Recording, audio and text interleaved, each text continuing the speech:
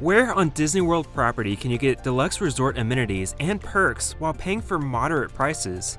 Well, that would be the Marriott-owned and operated Swan and Dolphin resorts surrounding Crescent Lake near Epcot and Hollywood Studios.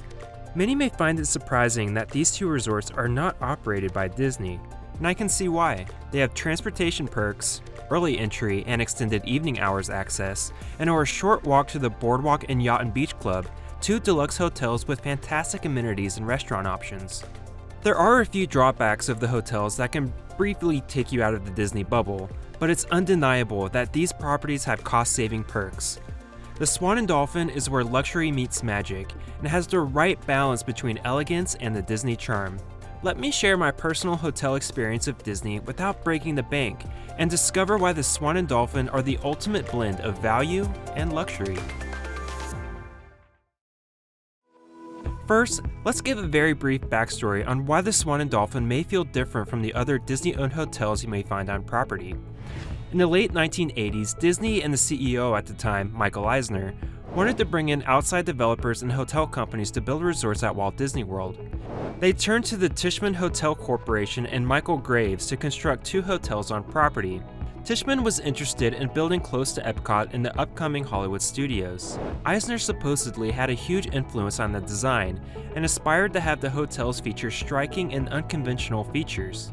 Among these features are two giant swan statues and dolphin statues, designed to resemble the ancient and Renaissance-era depictions of dolphins that can still be seen across Italy today. Upon opening in 1990, the response to the design and placement within Walt Disney World was mixed. While the Swan and Dolphin are typically lumped together as one resort, they are actually two separate buildings across from one another, connected by a walkway adorned with palm trees that cut through Crescent Lake. The Dolphin is a 27-story hotel with around 1,500 guest rooms on the northern end, and the Swan is a 12-story hotel on the southern end with around 750 recently renovated guest rooms. For the sake of this video, I'll give a rundown of the rooms within the Swan. The rooms were minimalistic to my liking, with hardwood floors surrounded by neutral colors and a light blue that evokes serenity. For me, serenity is the perfect word for the Swan Hotel and the rooms within it. They're quiet and calm, and perhaps feature the most comfortable beds on Disney property that come along with a set of hard and soft pillows. The couch and pull-out bed is fortunately designed more for comfort rather than looks, and the sleek desk is able to roll around the room to create the space you need. Depending on the room you get, the views of the surrounding area are hard to compete with. Upon check-in, I had a free upgrade and was rewarded with a fantastic view up on the 11th floor overlooking the southern end of the property. I had clear views of Hollywood Studios and the Tower of Terror to my right, along with views of the Boardwalk Inn, Epcot, and the Skyliner off in the distance to my left.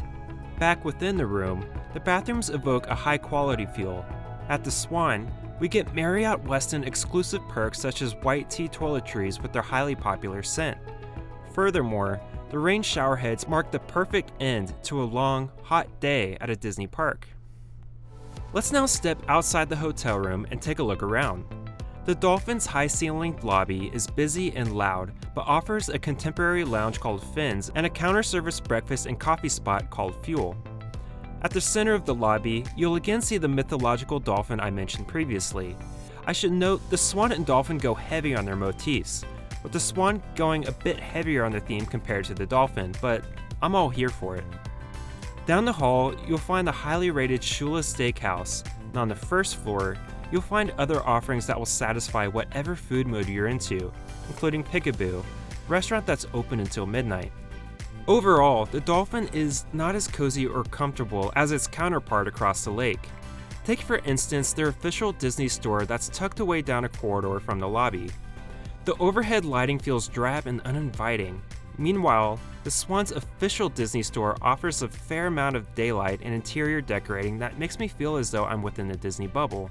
For me, this is important because these stores are usually my first stop at a resort hotel, as it makes me feel as though I've officially made it to Disney. In the lobby, the Swan is fantastic when it comes to first impressions. The moment you walk in, you get punched in the face, in a good way, with a white tea scent.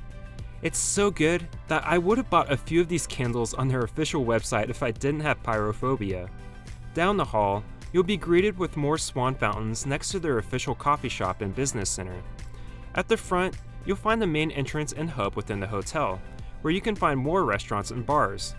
One of these restaurants is Garden Grove, a large room within a high dome ceiling with a giant 25-foot oak tree in the center themed to Central Park. There used to be breakfast character meet and greets here, but I believe this is no longer offered at the time. Keep an eye out in case this changes. If you're into Italian, then Il Mulino across the hall offers the classy setting you need when you're in the mood for signature dining. There's also Kimonos, a well above average sushi joint next to Garden Grove. Outside the building, you'll find designated pool areas for the Swan and Dolphin, but in between, you'll find a shared pool area that can compete head-to-head with other Disney-owned hotels. To add to this, they are surrounded by white beaches with their own cabanas, volleyball courts, lounge chairs, and swan boats, a throwback to an attraction that was once found at the Magic Kingdom. Across the street, you have Fantasia Gardens mini golf themed to the classic film Fantasia. The Swan and Dolphin resorts are the closest properties to this Disney-owned mini golf course, and that's just one of the many perks that these hotels offer. In my opinion, the biggest perk that these Marriott-owned hotels offer is location.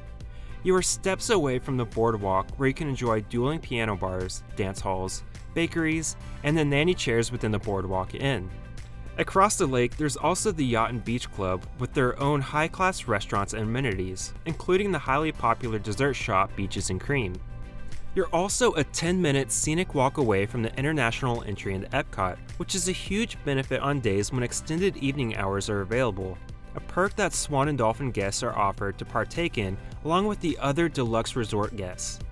There's also the Skyliner Station, where you can take a gondola and resort hop to the Riviera and other Disney resorts. Between the Swan and Dolphin, you'll find a Friendship boat station that will take you to Epcot and the Hollywood Studios. However, this station is on a shared route with the other Epcot resorts, and there may be times where the boats are already near capacity by the time they reach you when you're trying to rope drop Hollywood Studios in the morning. With that said, this stop is also the first to be reached when you leave Hollywood Studios and you're just ready to hit the showers before bed. If you'd rather not risk the boats in the morning, then Hollywood Studios is an easy 20-minute walk down from the Swan. When it comes to transportation, I feel as though I should offer a huge warning. Do not take the Swan and Dolphin bus to Magic Kingdom, as these non-Disney buses will just drop you off at the Ticket and Transportation Center. Stroll over to the Boardwalk Inn and take their bus, as it will drop you off at the front gate of Magic Kingdom along with the other Disney-owned resorts. With all of these perks and signature amenity options, you might think the Swan and Dolphin will have prices that compare to other deluxe hotels found at Disney World, and you'd actually be wrong. Let's compare these prices I found for November 4th, 2024. The Dolphin, with a $45 resort fee tacked on, had a rate of $291 per night, and the Swan had a $282 rate for the same night with the same resort fee. Meanwhile, a short walk away, the Boardwalk Inn had a rate of $546 for a standard room. If you're booking a long-term trip, can you justify spending an extra $250 a night when you're nearly getting the exact same perks, just to say you're staying at a Disney-owned hotel? At the Swan, you already have a fantastic room within a quiet and comfortable building, and you're a 5-minute stroll away from the boardwalk. Is this 5-minute stroll worth $250 to you? Furthermore, you can use your Marriott points towards your stay like I did, but I must warn you, there will be a $50 resort fee tacked on. Between these two Marriott hotels surrounding Crescent Lake, I'd highly recommend the Swan for those who want to save some money and want something significantly better than the value resorts that Disney has to offer.